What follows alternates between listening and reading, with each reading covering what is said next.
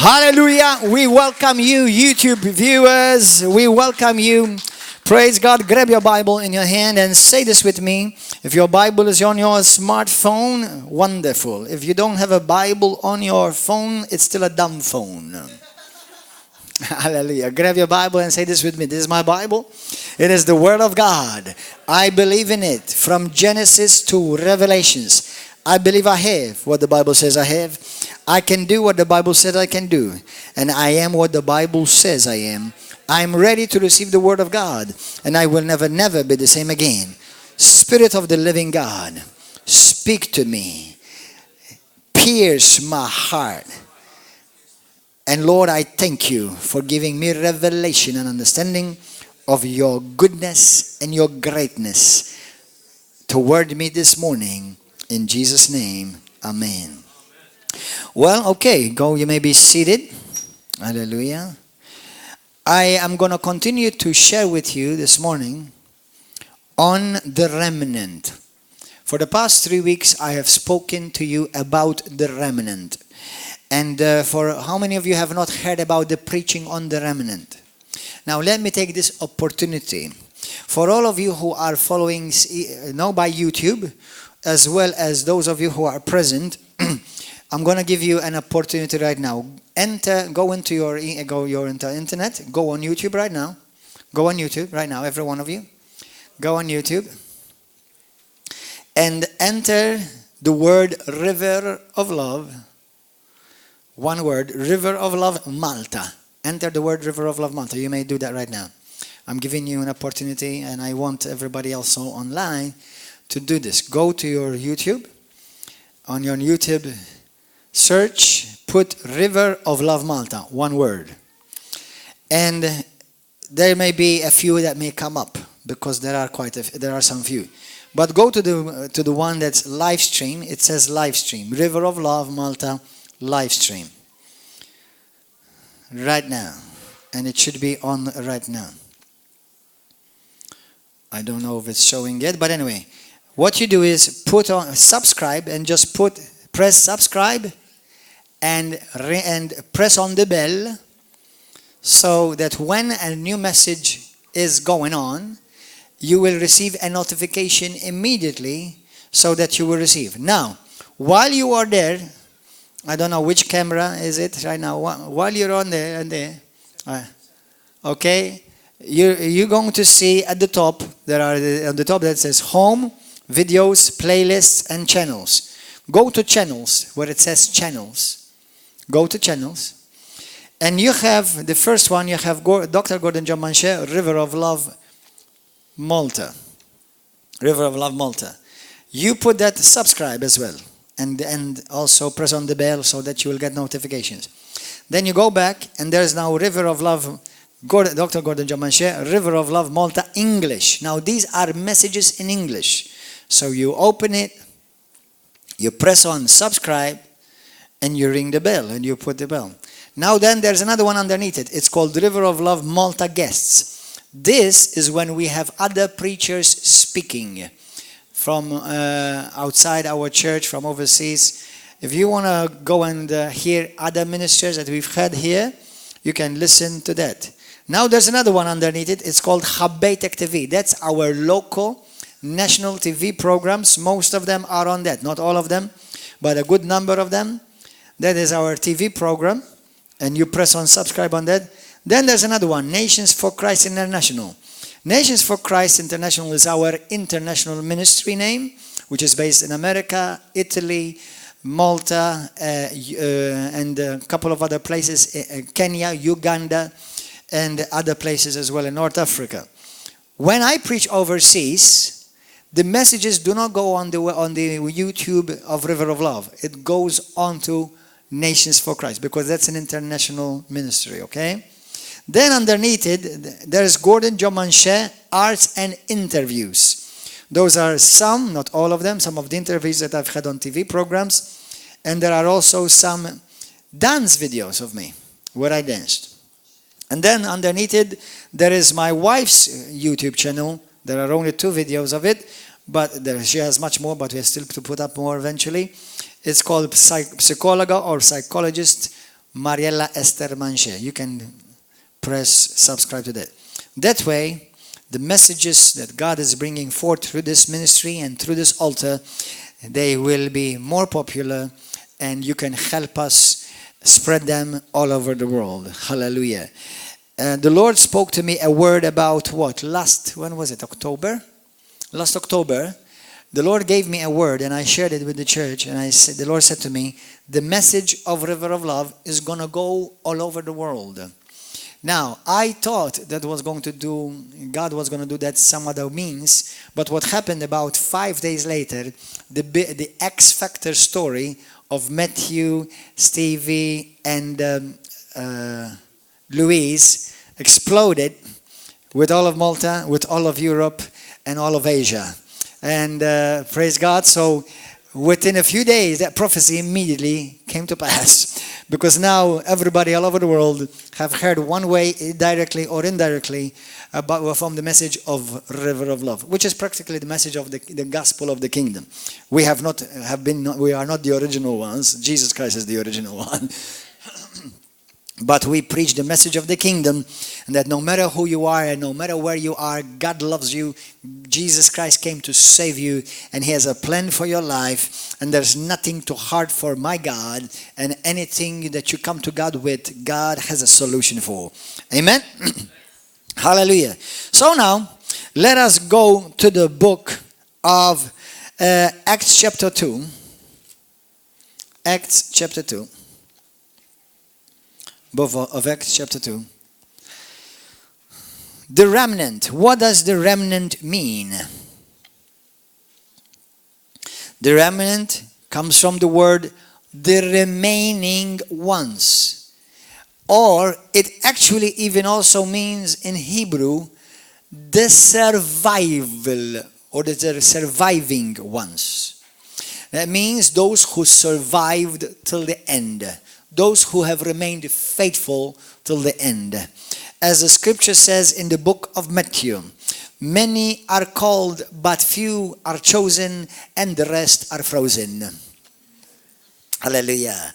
And the remnant are not frozen. As you're about to hear today, the remnant are a flame of the fire of God. Hallelujah. Praise God. And I think that's why the global warming is happening, because there are more people being setting on fire by this fire of God. And there are so many Christians, there are so many people turning to Jesus Christ in this age like no other age before. Hallelujah. So there are many flames, hallelujah, lighting up all over the world, and we are melting the ice. Hallelujah. Praise God. Al Gore, after all, was right. Hallelujah. You've heard of the Al Gore theory, right? Hallelujah. Okay, guys. So the book of Acts.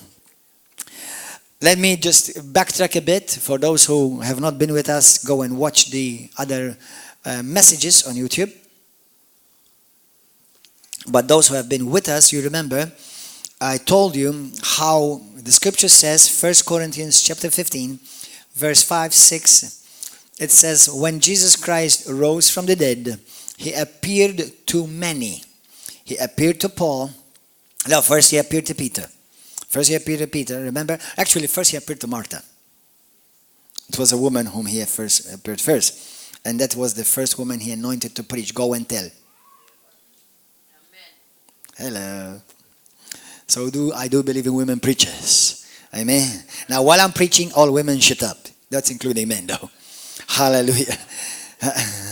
When the Bible says, you women stay silent in the church, that has nothing to do with preaching. That's because there were so many of them coming from a background, especially some men had a bunch of them. They collected women back there in those days. You know, so sometimes when a man came to a church back then, from a pagan ground, they had 2, 3, 4, 5 wives with them. So everybody's like talking. What is he saying? What does this mean? And Paul says, women, please shut up. Don't talk in the church. Just talk to your husbands at home. It has nothing to do with women preachers. Paul didn't say women are not supposed to preach. He just said women in the church shut up. But that does not exclude men. Man, I'm going to add to the Bible today. Men and women shut up. Not just women shut up in the church. Men included. Especially when the pastor is preaching or the word of God is being delivered. Everyone has to be shut up, not just women.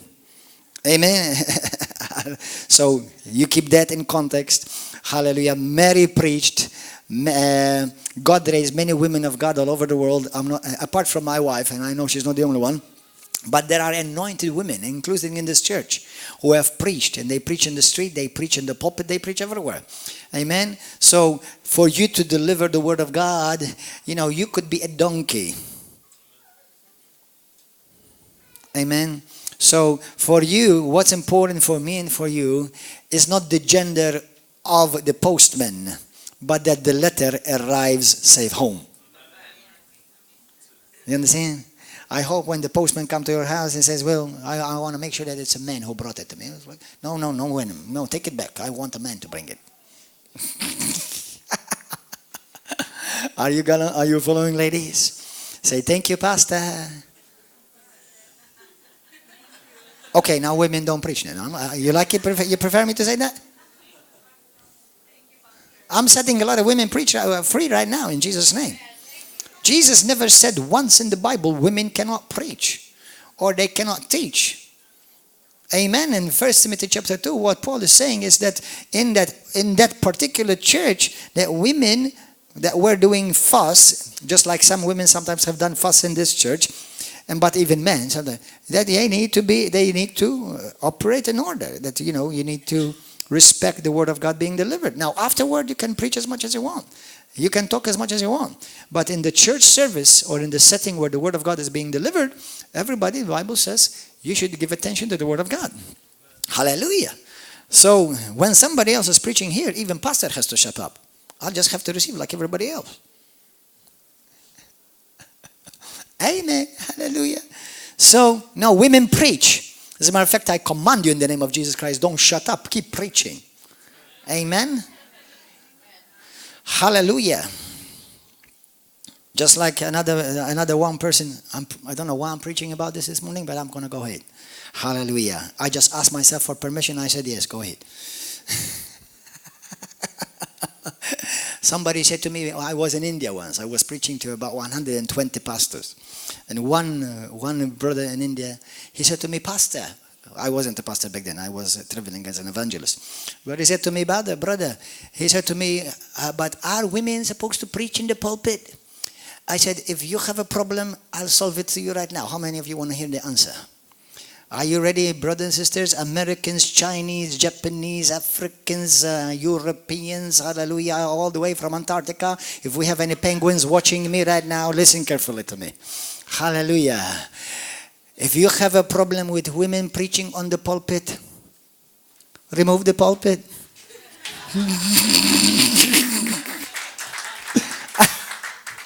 We've solved the problem. Amen. Not remove the woman. Hallelujah. Somebody got a mighty revelation for that. Hallelujah. What about if your son was drowning? Or your daughter was drowning and they needed to be saving. Obviously, they needed saving. What would you say if a woman jumps and saves his life? What would you do? A woman saved my son. I think I'm going to throw you instead. Do you understand? So, women, by the authority of the word of God, if you go to any church that tell you that women cannot preach, run out. They are keeping you in bondage and they are suffocating your God-given calling. In Jesus' name, preach the word of God. Hallelujah. Praise God. Now there are certain offices, out of the 5 offices, that I have reservations about. But as far as preaching and teaching the word of God, everybody should. Amen? Hallelujah. Praise God. Go to the book of Acts. Man, I felt good saying that. Amen? I felt good saying that. Because religion is found in every camp. We are not religious. We are kingdom people. I hate religion, even if it comes under the banner of evangelical. I'm not evangelical, by the way. Do you know that? Today I'm going to teach you how to make all the evangelicals nervous. How many of you would like to learn that? Good. Today I'm going to teach you how to make Catholics nervous. I want to teach you how to make Pentecostal nervous. Evangelicals nervous. Protestant. I want to teach you today by the Word of God, by the Holy Spirit of God, how to make everyone around you, unless they're catching what you're catching, they will be made nervous. Demons. One is excited and one woman is excited. Hallelujah. So, 1 Corinthians chapter 15, verse 5 and 6 talks about how when Jesus Christ rose from the dead, what happened is that he appeared to 500 people, the Bible says. He appeared and they were praying together. The brothers of Jesus were there. Now, Catholics don't like to hear that, but the Bible says he had brothers. Amen. To be honest, I don't care if he had sisters, brothers, siblings, and orphans, whatever. I don't care. I'm following Jesus. Hallelujah. What does it matter for me? Hallelujah. So I'm following Jesus. All the rest is nonsense. It's unnecessary. It's, So what happened is that when he appeared to these people, Jesus appeared at the very least. If we had to count more or less everyone that are mentioned by number or name, we have at least about 513 or 514 people that Jesus Christ appeared to after he rose again. Did you know that? The Bible says that. 1 Corinthians chapter 15, verse 4 and 5 and 6. And then we see Acts chapter 1, verse 14. Now, when he appeared to them, Jesus said to them, according to Acts chapter 1, in verse, if you go from verse 4 through about verse 8, he said to them, they asked him, Lord, are you now going to establish the kingdom of Israel? Are you now going to establish your kingdom? He said, no, it's not for you to know the times and the epochs that have been established by my Father. He said to them, but for you, you go to Jerusalem. Now he said this to all the 500 over. And you wait until you are endued with power from on high, because I'm sending the baptism of the Holy Spirit, the anointing on top of you, not on the inside of you. Remember that these, the ones that he called and he appeared to, the Bible says they were already born again. They already had the Spirit of God on the inside of them. Remember when he breathed upon them, the moment they believed upon them, the Spirit of God entered them, Jesus Christ received the Holy Spirit. That is the moment they were born again. Hallelujah. But then Jesus Christ, he said to all of those, he said, go to Jerusalem and wait. And while you're there, there's going to be a moment, and you don't know when, that the Father is going to baptize you from heaven. Or I'm going to baptize you, because Jesus said the Father, the Holy Spirit proceeds from the Father, and I will send you the Holy Spirit. So whichever, that's the whole Trinity now thing.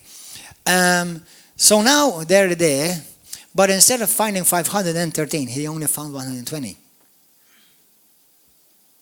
So now we see, just even now, very at the inception of the church, the very beginning of the birth of the church, we already have backslidden people. People who are now taking Jesus Christ for granted. Now, let me tell you something. If you met a man of God who's anointed and loves God and is on fire for God, you're blessed. But what about if you met God himself?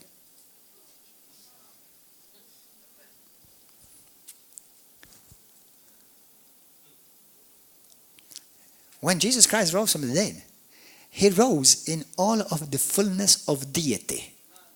He was no longer a lamb. He rose up a lion. He went to the grave a lamb. But when he came out a lion of the tribe of Judah. So this is whom they met now. This is whom they met now. And they have an encounter with the Lion of the tribe of Judah, the King risen. And even though they met Jesus face to face, let me tell you something. I may get hurt, you get my feelings hurt. I take care of you, I call you, I pray for you, and then you don't come to church. Well, that hurts my feelings. But actually, it doesn't. If you want to go to hell by yourself. But what I'm saying is that these people had an encounter with Jesus. And they still were not found where he told them, you're going to go and meet the Holy Ghost. The anointed one. Remember that the Christians were called Christians because they saw something upon them that others saw upon Jesus. Remember that the word Christ means the anointing, the substance of heaven smeared all over a person. The anointing. So only 120 were found. That's already the remnant of 500. The remnant, the one that remained. Some of you, all of you, God has called you to be faithful in your reading of the Bible, in your prayer, in your giving, in your service, in your gathering. We call it going to church. I understand it's not the best terminology, but go to church. If you're truly part of the living body of Christ, be the active part of the church. Don't just attend, work. Put your hands to work. Hallelujah. Serve God. So, we now start seeing the remnant in operation. And I'm going to tell you this. I said this last week in the weekend, and I'm going to repeat it to you for those of you who have not seen it, heard it, or forgot it. Everybody say this with me. The Bible is the Word of God. The Bible is a book of covenants. The Bible is a book of marriage covenant. God wanting to marry a people. Marriage covenant. In the Old Testament, in the book of Jeremiah, he's called the husband. In the New Testament, Jesus Christ is called the bridegroom. In the Old Testament, he prepared the people to be for him. In the New Testament, he's prepared the people to be for him. So the whole Bible is actually God preparing to be married. I said to you some time ago about the covenant. God wanting to do a covenant because there was a breaking somewhere. The covenant means that something is broken and God wants to make it whole again. Amen. So now we see God working in the Bible through a remnant. Yesterday I was on a radio program. How many of you heard the radio program yesterday? You've heard it. It's going to be on YouTube soon. But I rebuked a Roman Catholic priest. And I don't have a problem doing it again. Because some Catholic priests, including like also some pastors all over the world, they should not be called pastors or nor priests. Not even Christians. They should be called gurus. New age gurus. Not preachers of the gospel. Because they don't preach the gospel. They preach Buddha, they preach Hinduism, they preach humanism. That is called being a guru, not a Christian. Let alone a pastor or a minister. And one of the things that he said, this false teacher, rotten from the inside. Oh, pastor, why do you talk that? I imitate Jesus. How many of you want to imitate Jesus? Then when you see something rotten, call it rotten. That's why Jesus said to the Pharisaical priest, he said, you are like dead bones in a tomb. You are snakes. You are serpents. You are poisonous. You are wolves. You are false. You are fake. And he said to me, you're being disrespectful. I said, I'm being like Jesus. Then if Jesus Christ is disrespected, I'm disrespecting like Jesus did.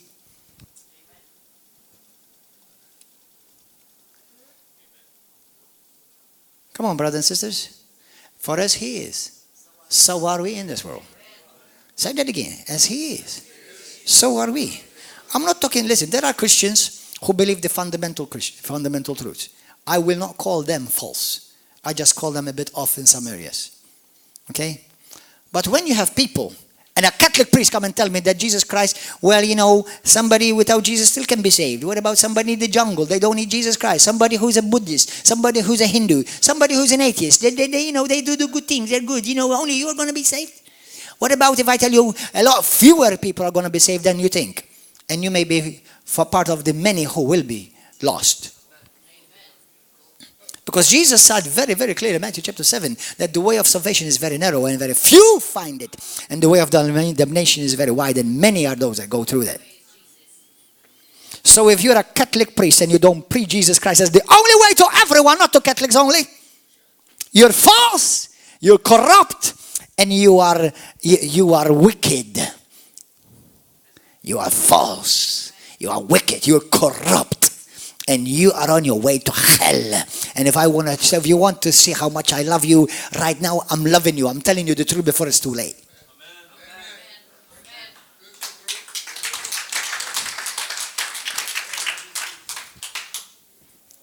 I'm not talking about some secondary doctrine like healing, although I believe in healing 100%. I'm not talking about maybe prosperity and how God wants you to be blessed. That's a secondary thing. You may believe God wants you to be poor. That's fine. But that does not touch your salvation. But when it comes to issues of salvation, I am not called to be a new age guru. I am called to be a preacher who puts people on the way of salvation. Hallelujah. Amen. And I will not bat an eye, and I will not feel guilty 1 ounce to tell you the truth. Thank God he was offended. That means he's going to go home and think about it. Hallelujah. If you're a truly man of God, how many of you is a true man of God here? Obviously, women, put your hands down. I said man of God. How many of you are a true man of God? Yes. How many of you are a true woman of God? Then true women of God preach what God preaches. True men of God preach what God preaches. They stand for what God stands. They hate and abhor what God hates and abhors. Amen. And don't be afraid. Sissy Christianity time is over. It's the time for the church and the bride of Christ to rise up, shine up, hallelujah, and let the fire of God burn strong in her. Amen. And don't be apologetic and don't be sweet. You don't need to be leave that for kindergarten children. Amen. The age of petty Christianity is over. The time of powerful Christianity is beginning. It's now. Amen. If you are still looking to be famous and popular, you are in the wrong camp.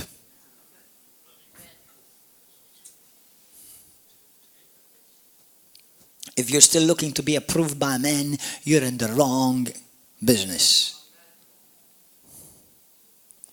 Paul said it over and over again. Let me read it to you. I'm going to start from all over the back and then go to the front.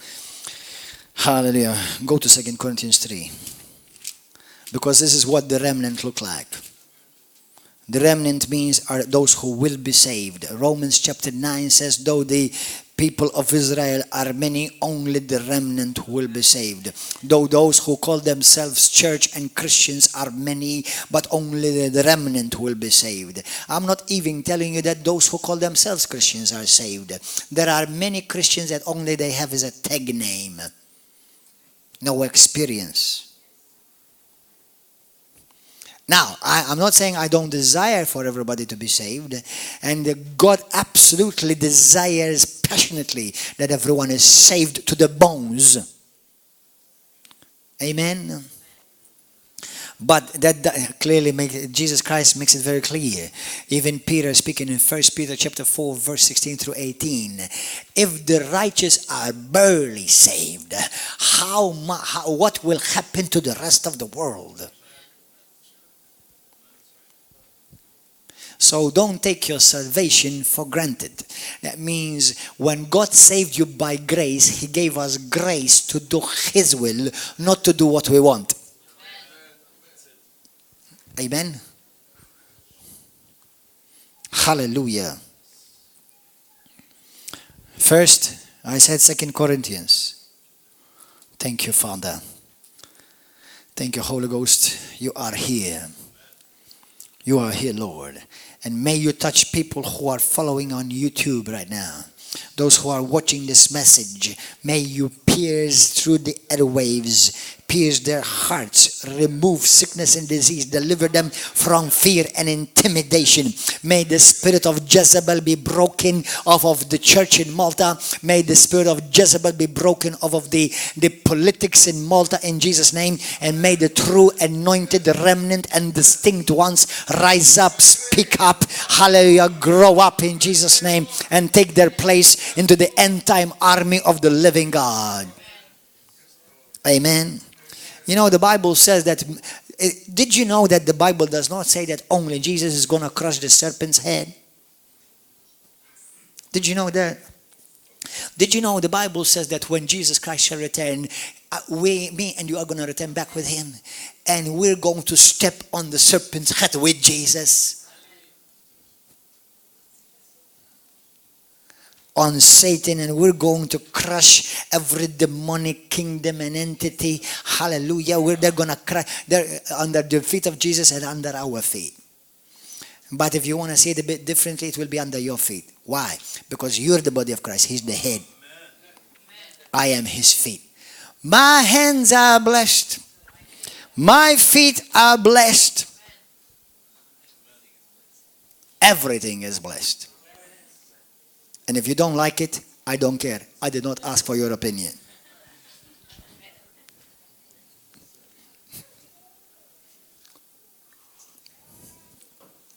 Amen. Hallelujah. 2 Corinthians chapter 3 verse 1. Look here. Look, if any one of you is trying to be liked, to become popular, to be, famous with your friends, let me tell you something. If your friends like you, there's a good chance that God doesn't.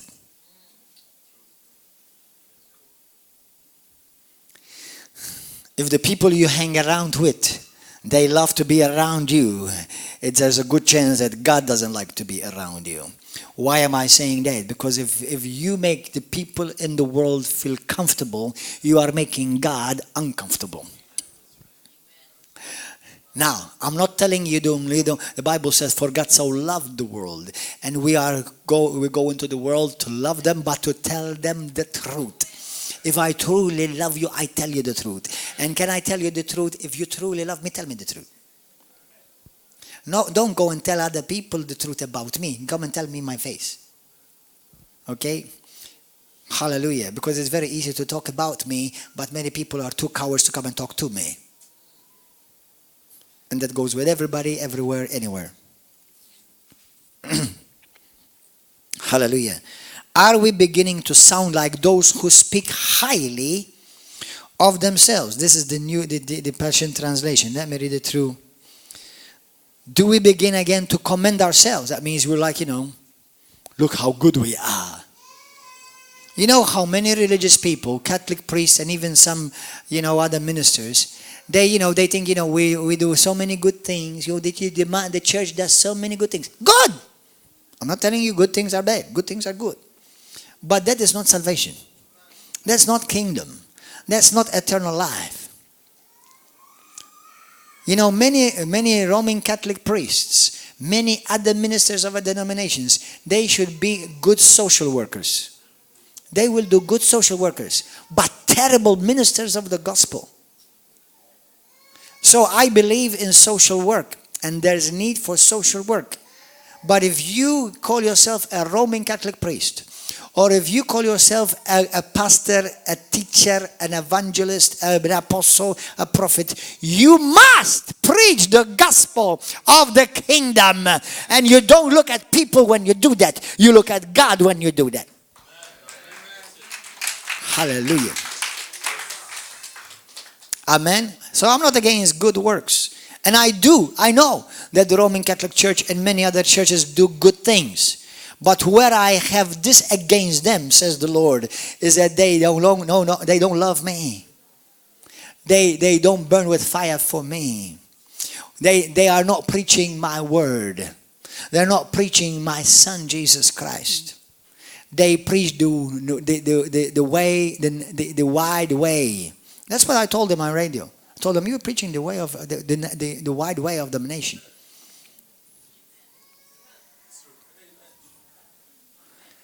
And I don't know if I was recorded what I said to him behind the scenes.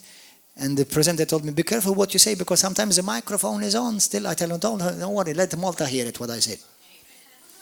I said, I preach publicly. I don't preach in private. Because everything I have to say, I say it publicly. Then when I'm private, I have nothing to say.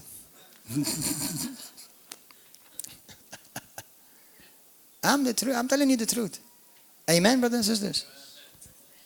So do we begin to commend ourselves, or do we need, as some others, epistles of condemnations or letters of condemnations or letters of recommendation to you or letters of commendation from you? No. This is what other people seek. Listen, yesterday somebody called on the program and they said, hey, Gordon, you need to tell the priest father.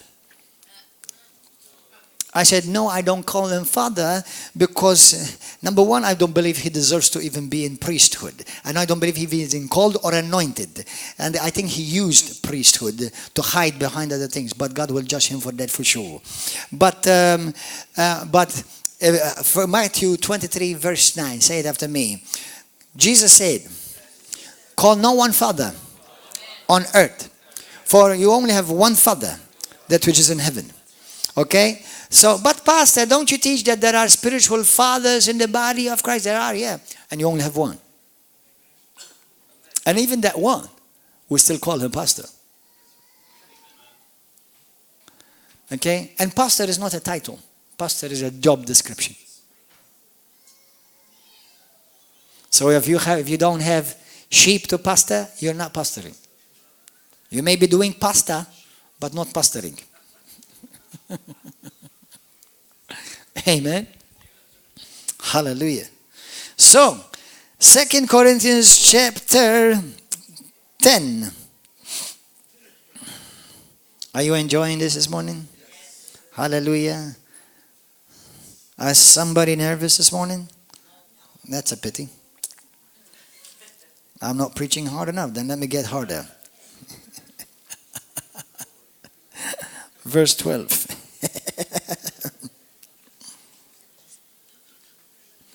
Verse 12. For we dare not class ourselves or compare ourselves with those who commend themselves. But they, measuring themselves by themselves and comparing themselves among themselves, we are not wise who do that. Verse 18. For not he who commends himself is approved, but whom the Lord commends. Who is approved? Let me see what the Passion Translation says that. What does it say? It says, so let's be clear. To have the Lord's approval and commendation is of greater value than bragging about oneself. You want the Lord to commend you, not the people. Now, yesterday, I do thank God for the presenter. I was actually rather shocked, to be honest, because he really commended me a lot. And I was humbled. Now, okay? But the Bible says, let another praise you, not your own mouth. Okay? If somebody else praise you, be careful. The Bible says a man is tested how he is praised. Did you know that the Bible says in the book of Proverbs? The way you are praised, your heart will be tested. Why? Because the moment you're praised, then you have an opportunity to become prideful and puffed up. But if you remain humble and you remember that you're just a tool in the master's hand and you give him all the glory and the praise. Hallelujah. Praise God. Thank God. So, we do not look for, listen, we are not in a popularity contest. Some people say to me, but are you not, don't you wish that people like you? I never think about it. Because the moment I found out that God loves me and he likes me, then I like me. And the fact that I like me, that's already enough. Now, I know some people think that, I'm being prideful, puffed up, full of myself.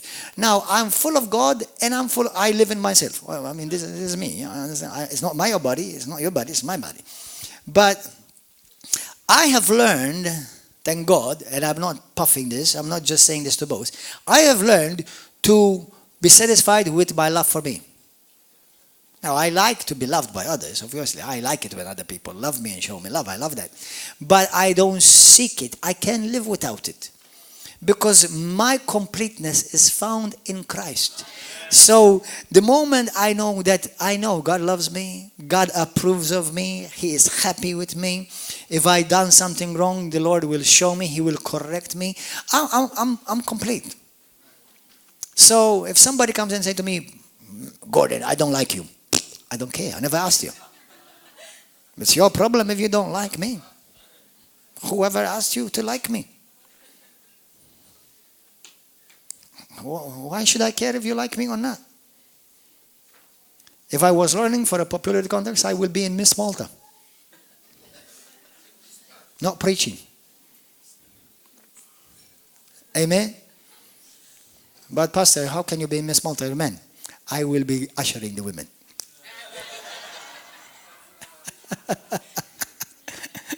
What do you think? I'm going to go and dress in some bikini?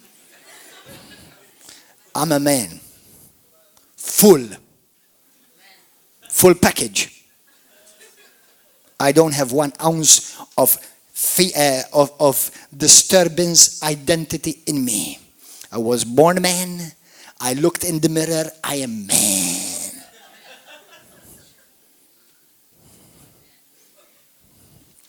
I feel man. I act man. But Pastor, you're a dancer. Aren't dancers kind of like this? I'm a man dancer.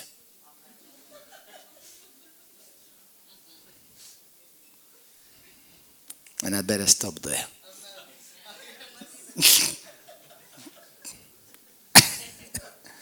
Amen. Hallelujah. Thank you, Jesus. I'm so glad. Ladies, do not be offended. But Father, thank you for making me man. And not a woman. But I like your women. They're beautiful, Lord. You did a great job. Some of them I don't know. We'll have to talk about that. But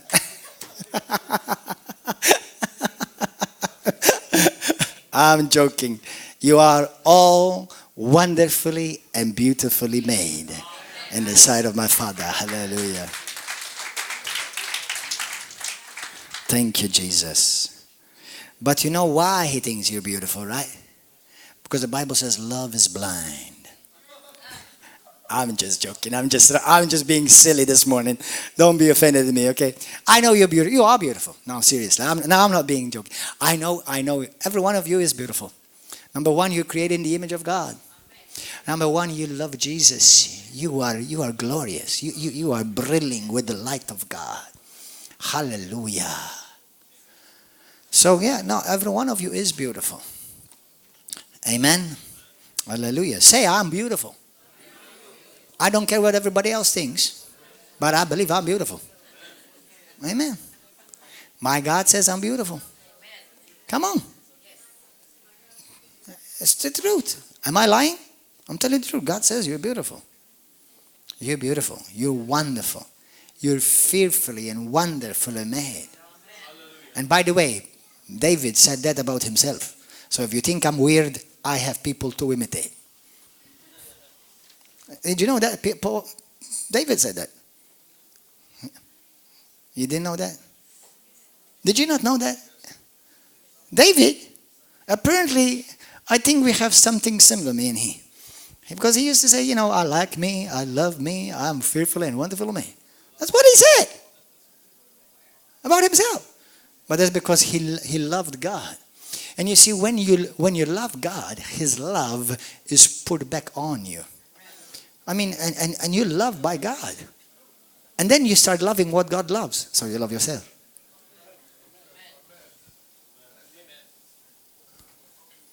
Now, some people may not get this, but it's the absolute Bible truth. Why do you think the Bible says love your neighbor as? So first you have to have a good love for yourself. Do you know why many of you make dumb decisions? You choose the wrong man, you choose the wrong woman. You know why? Because you don't love yourself. If you gave the value that God gave to you, you will not hang out with losers, junks, and with people who are completely defeated in life. I'm not telling you not to love them as your neighbor, but you don't put them in your bed. Or you don't go and make a covenant with somebody like that. People make stupid decisions like that. It's because they don't love themselves.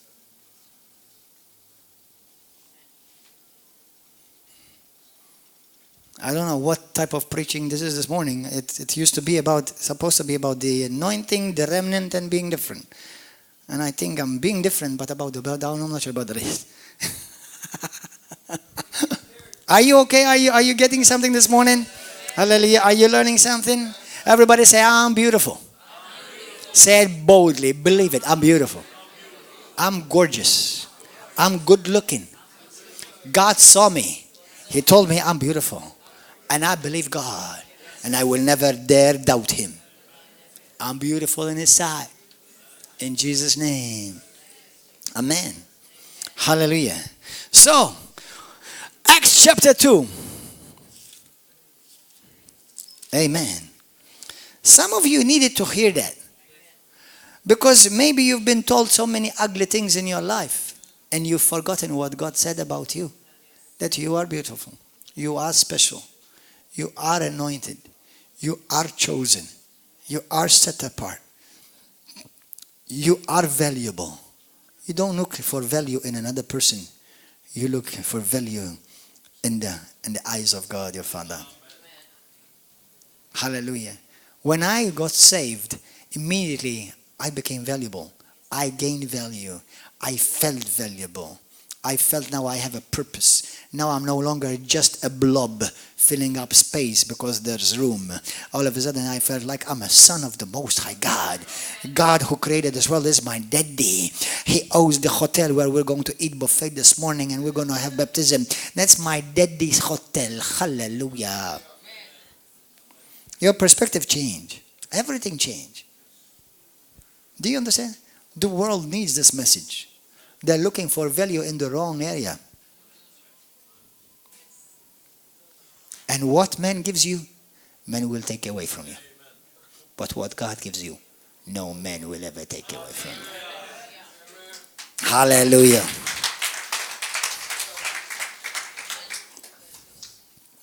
Do you understand? What makes you talk like that, Pastor? Do you have about 2 hours? I'll tell you. What makes you so confident? I know him. I saw him. I talked to him. Hallelujah. But don't you think it's just in your mind? Oh no, it's not just in my mind. It's in my stomach. It's in my heart, in my organs, in my legs, in my feet, in my toes, in my everything. It's all over me. Not just in my mind. Don't insult me. It's not just in my mind. It's all over me. It possesses every organ in my body. If you cut me, God will ooze out of me. What does the Bible say? For life is in the blood. You see, I'm telling you Bible all the time, but you don't realize.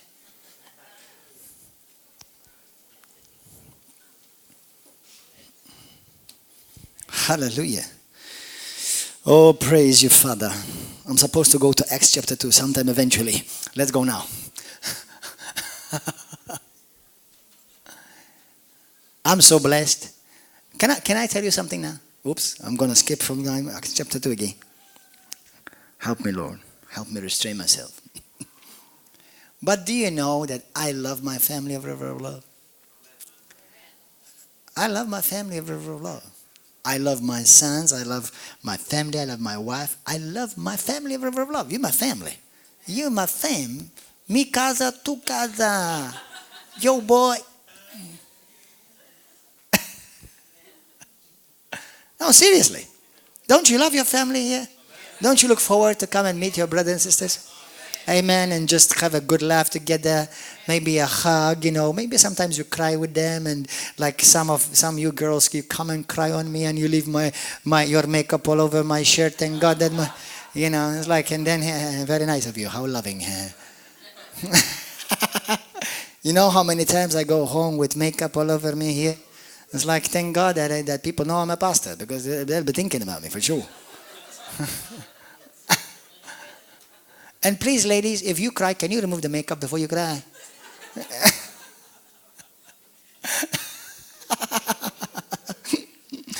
Seriously, many times I go home. It's like I go home, whoop, makeup there, eyeliner, lipstick, yeah, nice. What make is there?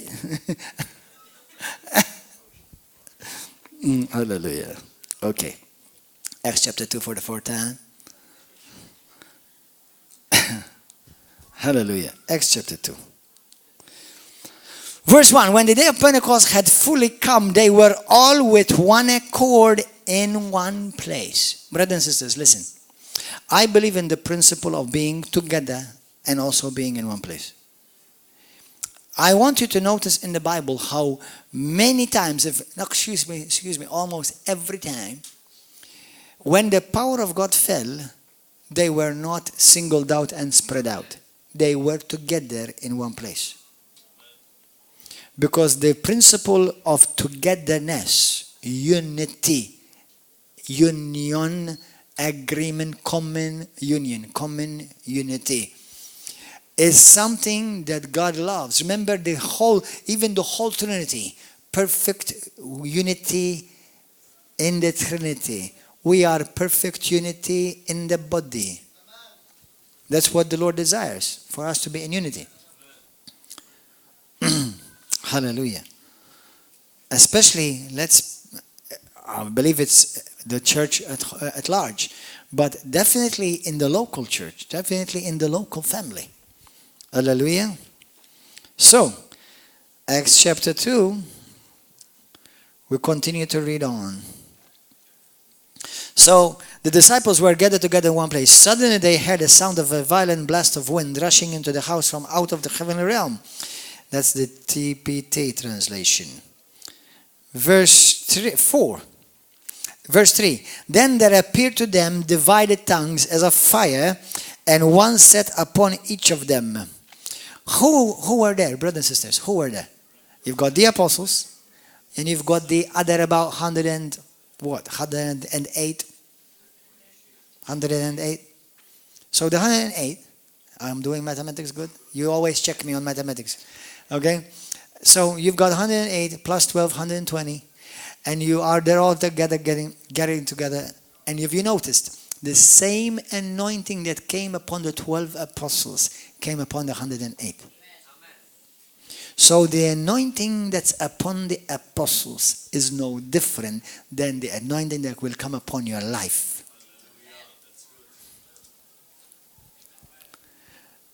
Mary was there. The brothers of Jesus was there.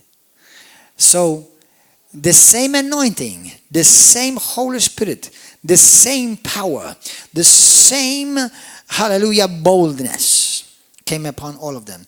The same miraculous working ability came upon them.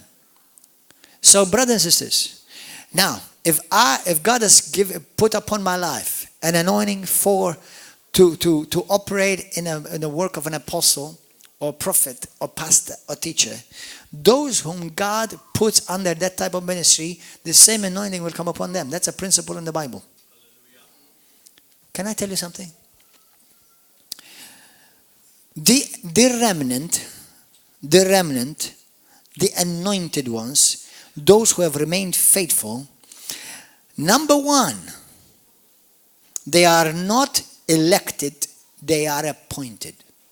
Everybody say it. They are not elected, they are appointed.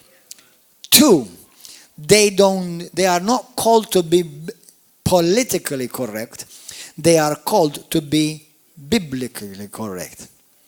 Though you don't try to be politically correct when it comes to preaching the gospel.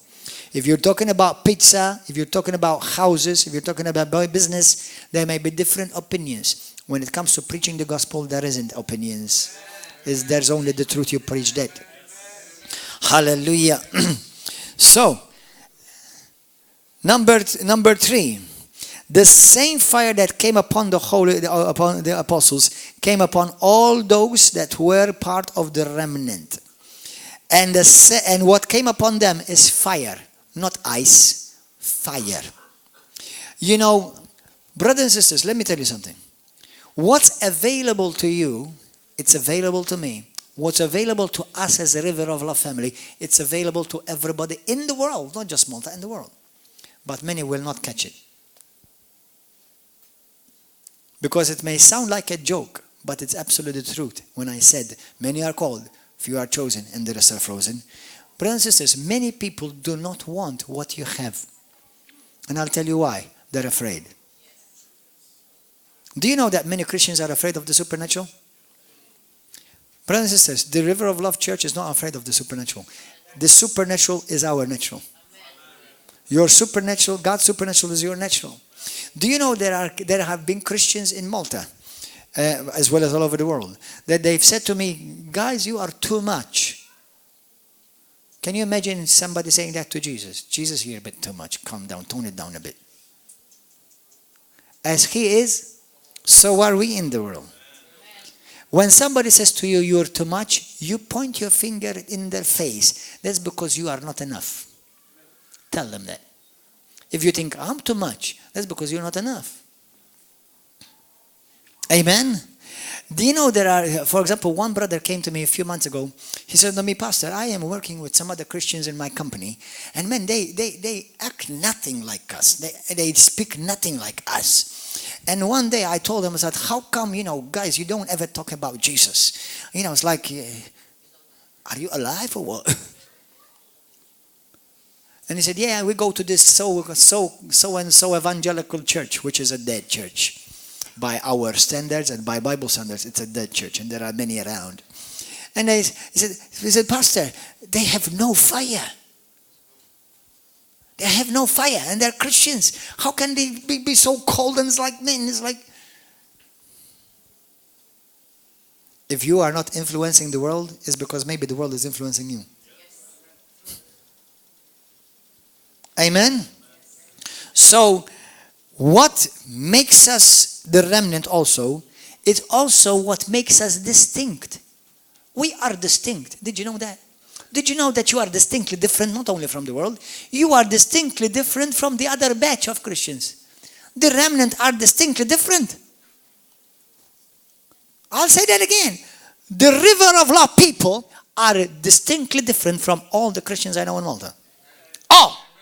Now, maybe there are some well-meaning Christians and watching me, Pastor, whom do you think you are? Listen, what I am and who I have and what I have is not, you did not give it to me. But I can tell you, God, that my God is so good, he can give it to you too, if you want it. Because instead of criticizing me, you should desire what I have and more. Because if you have something more than me, I want it. When I saw somebody that's more on fire than me, when I saw somebody that's more anointed than me, or at least I thought he was, amen, I tell you, I said, man, I want that. Lord, I want that. I want that. What he has, Lord, I want it. Not like, who does he think he is? Manchè. Now, I know this makes some people nervous. That's because they're still religious in many ways. But do you know, if you truly are the remnant, you should not feel inferior to any Christian on the world. Can I tell you something? There are ministers that I love and I follow and I watch. But do you know what? I'm not going to mention names, but I don't feel 1 ounce inferior to them. Gordon John Manchè does not feel 1 ounce inferior to any minister or preacher I've ever seen. Not once. Because what I see in so-and-so men of God, I desire and I receive. Because whatsoever you desire, when you pray, you receive. One day I was watching somebody, he's a mighty man of God, and the following week, something happened in the church similar. And I said, wow, Lord, it's like the same man, the way he was flowing, I'm flowing. And all of a sudden the Holy Spirit reminded me, didn't you ask for what he has? Didn't you ask? Didn't you desire and ask to give you an impartation of what he had? Brothers and sisters, what's on me? Desire it. What is not on me, and you know it exists, desire it. Amen. Amen. Hallelujah. Hallelujah. Don't ever be satisfied. Always want more. How many of you want more? Want more. Desire for more. Amen. Want more, just like more. I'm going to tell you, be a sucker for the anointing. Be a sucker for the things of the kingdom of God. I can tell you what, you don't need to feel bad for asking. Jesus paid by his own blood for it, for you to have it. Amen. Hallelujah. So Christians are distinct. Hallelujah. I shared with you some points. Let me put them in number. 1, the remnant, the anointed remnant, they're distinct because they don't preach what is popular. They preach the truth. They do not preach what's politically correct. They preach what's biblically correct. Number 3, number 2, they don't look for popularity. They don't look to seek to be popular with anybody. Their heart beats to be popular with God, to be approved by God, not by men. Number 3, the fire of God that comes upon the apostles comes upon them as well. The Bible says in the book of Hebrews chapter 1, if I'm not mistaken, verse 7, the Bible says that God makes his ministers a flame of fire. That word of ministers, although some people interpret it that God is talking about the angels, and I don't have a problem that the angels are fire, but actually that word ministers it means public servants in the Greek. It means people who are served, like deacons. So we are servants. We're servants in the kingdom. And the Bible says God has made you and me ministers of fire. Amen. Hallelujah. So we are the ones that carry the fire of God. Go to the book of Acts. Chapter 4. Chapter 4. Acts 4. Acts chapter 4. Are you okay, guys? Hallelujah. Verse 13. Now verse 12 says, nor is there salvation in any other, for there is no other name under heaven given among men by which we must be saved. Now, verse 13. When they saw the boldness of Peter and John, what did they see? The boldness. And perceived that they are uneducated and untrained men, they marveled. And they realized that they had been with Jesus. That means what they saw in Jesus, they saw in these remnant ones. So the remnant are those who are anointed, and they are also distinct people. We are distinct people. Do you feel comfortable in the presence of others? Especially if they're not like Jesus or not like you. And if you don't try to change them, eventually they will change you. Okay? Now, how do you change them? I'm not telling you like you change them. I can't change anybody. But it is the presence of God over your life that will eventually convict their hearts. Amen. Even by your lifestyle, surely. So the people of God, the remnant, those who are distinct, they have a sign, they have a characteristic which lacks in most other Christians. You know what it is? Boldness. Boldness.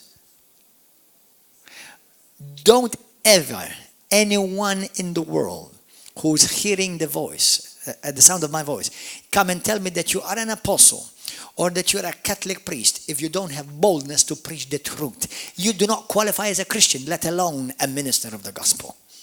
Because true Christians in the Bible, which are the remnant, they are bold. They're not afraid.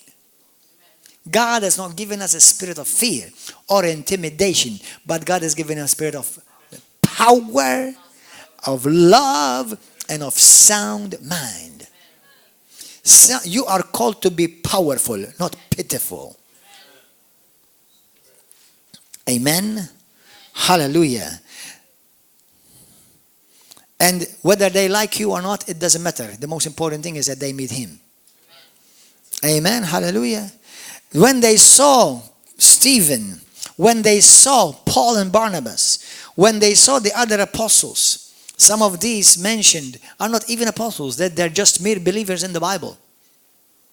Okay? The Bible says they saw the boldness that they had.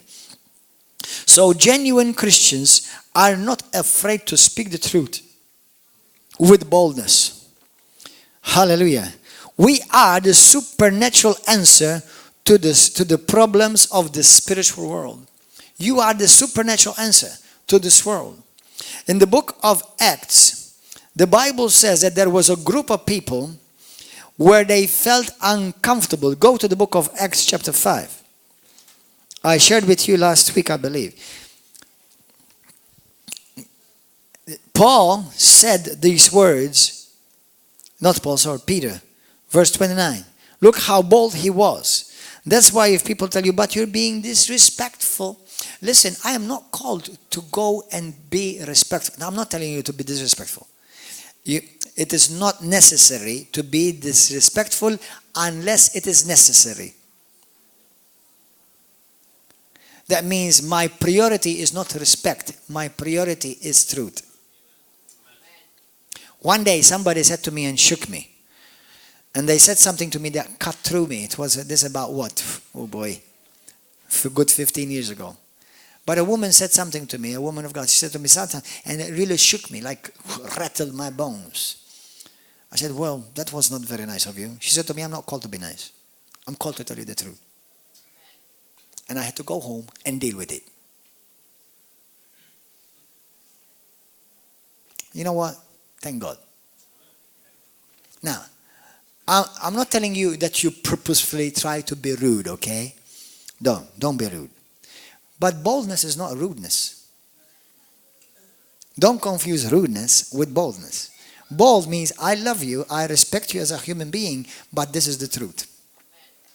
Without Jesus Christ, you're going to hell. That's the truth.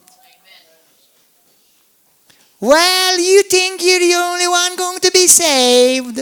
No, I don't think that, and I never said that. As a matter of fact, that's why I preach all the time. You constantly check yourself. 2 Corinthians 13 verse 5. You constantly check yourself to see if you're in the faith. But I can tell you one thing. Buddha is not going to save you. Muhammad is not going to save you. Confucius is not going to save you. Krishna is not going to save you. As you've just read in the Bible, there's only one who can save you, and that's Jesus Christ. And without him, you are already marked for hell. Hallelujah. And that's the truth. Hallelujah. Amen. Now, if you have any sense, go and check and do your research before it's too late. Hallelujah. I've said many times. I've said, listen, I may have a ton of challenges and ton of weaknesses in my body, but I don't have a shy bone in me, and I will not ever be called a coward. Don't ever be called a coward. The Bible says there are a group of people who are going to stray to hell. Those who practice divination and witchcraft. Those who live in perverted sex. Those who live idolatry. But there's also another one who mentioned with them. In the book of Revelation 21 verse 8. The coward.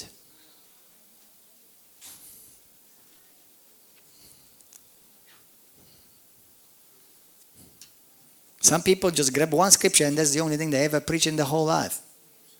The Bible is a big book. Amen. Hallelujah.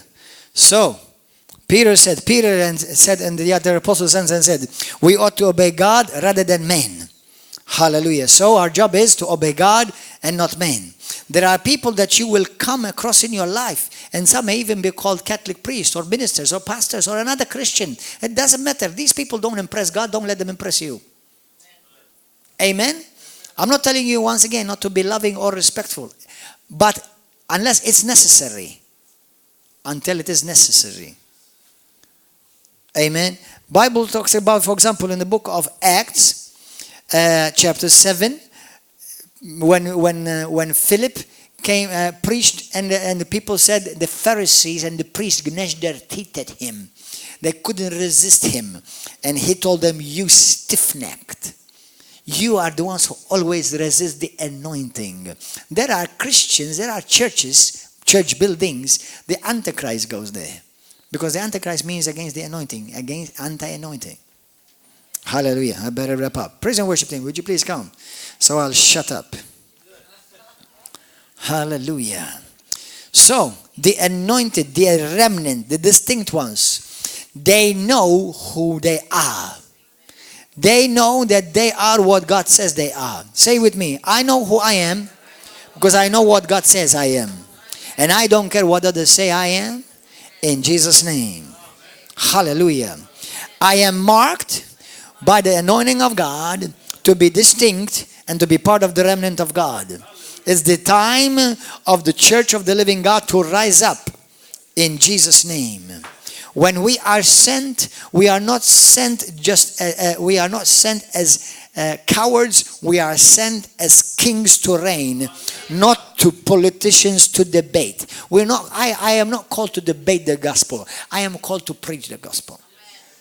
I'm not called to argue about what you think or what I think. That's not my job as a preacher. Now, as Gordon John Manchè, I may argue you. But as a preacher, as a Christian, the first thing, my priority is to tell you the truth as it is. Let me tell you something. I know God has a perfect way for His gospel to be preached, but I'm not perfect. But His gospel is. It's not Gordon John Manchè who's going to save you. It's the gospel that Gordon John Manchè preaches is going to save you. So what you need to take care of is not who is preaching, but what's being preached. Amen. So when the postman comes to your house, you don't ask him, hey, postman, are you doing okay? Are you a good man? Well, because if you're a bad man, I'm not going to receive this letter. What about if sometimes they send you a check of, 10,000 euros, signed Gordon John Manchè, and some, postman comes and bring it to your house? I don't want it. Why? Because you're the postman, you look messy. Well, it's not the postman that was sent to you, it was the letter. The postman is just the delivery boy.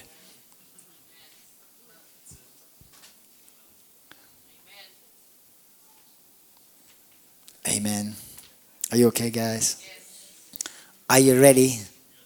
In Jesus' name, to be the anointed.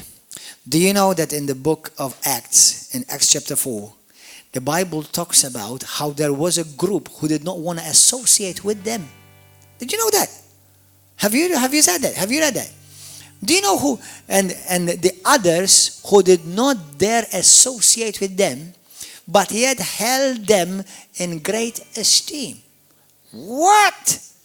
That means just in the beginning of the church, about maybe barely 4 years have passed since Pentecost. You already have a group of Christians that don't want to associate with the apostles and the other group because those are too much. And well, we're afraid. They're full of fire. I don't want to touch the fire. Well, you don't want to touch the fire if you're an ice cube. But what about if yourself is a fire?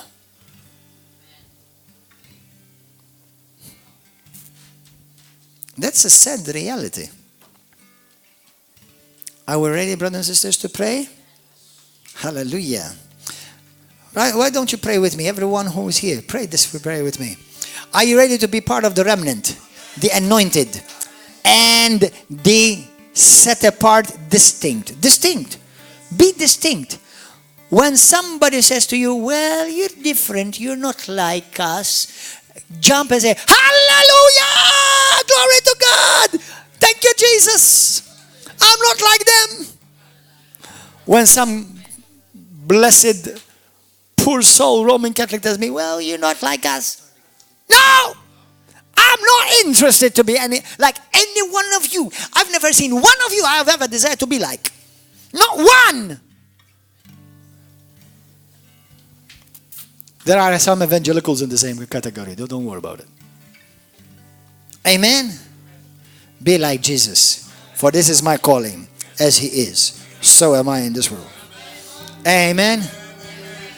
Everybody say this with me. Say this prayer with me. Say, Father, in Jesus' mighty name, thank you for saving me.